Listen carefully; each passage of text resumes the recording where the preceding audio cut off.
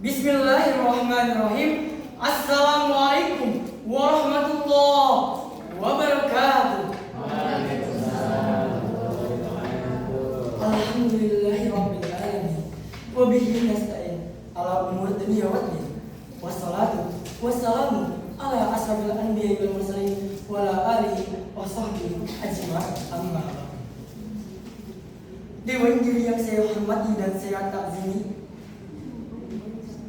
serta hadirin seluruh pemuda bangsa, tombak kemajuan Indonesia yang berbahagia.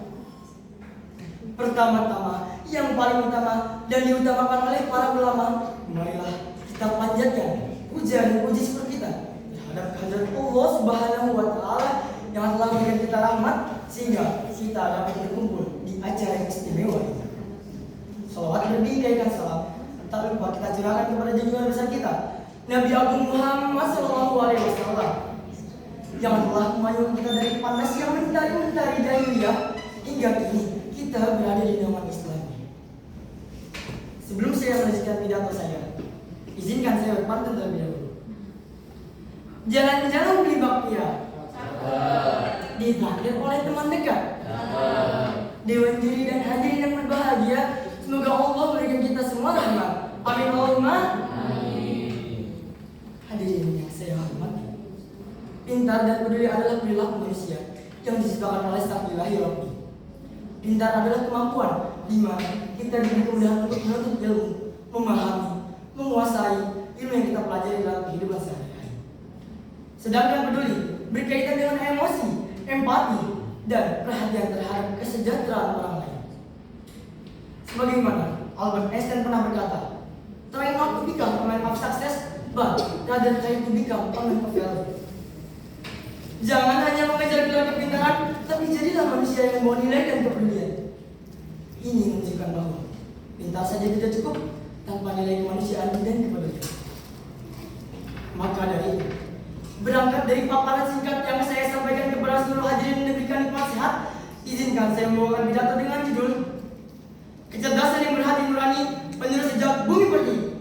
Hadirin yang saya hormati, hari ini saya ingin mengajak kita semua merenung sejenak tentang makna menjadi manusia seutuhnya.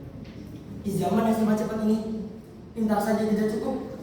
Kita memang dituntut untuk cerdas secara intelektual, memahami teori, menguasai teknologi, unggul dalam angka dan logika. Tapi mari kita tanyakan pada diri kita sendiri, untuk apa semua kepintaran itu jika tidak disertai kepedulian? Orang dengan IQ yang tinggi, orang yang sering menjuari kelas, prestasi akademik sudah, wow, memang luar biasa. Namun hadirin, apa artinya semua itu jika kita menutup mata saat ada yang kesusahan? Apa gunanya kepintaran jika hati kita tak tegar saat ketidakadilan? Kita hidup dalam dunia semakin canggih, tapi juga semakin dini. Teknologi berkembang, tetapi empati berkurang.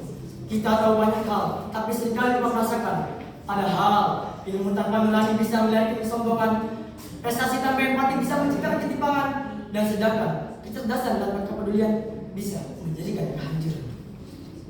Sebagaimana yang diriwayatkan oleh Imam Ahmad, Rasulullah SAW bersabda, "Khairun nas anfa'uhum linnas," yang berarti sebaik-baiknya manusia adalah yang paling banyak memberi manfaat kepada orang lain.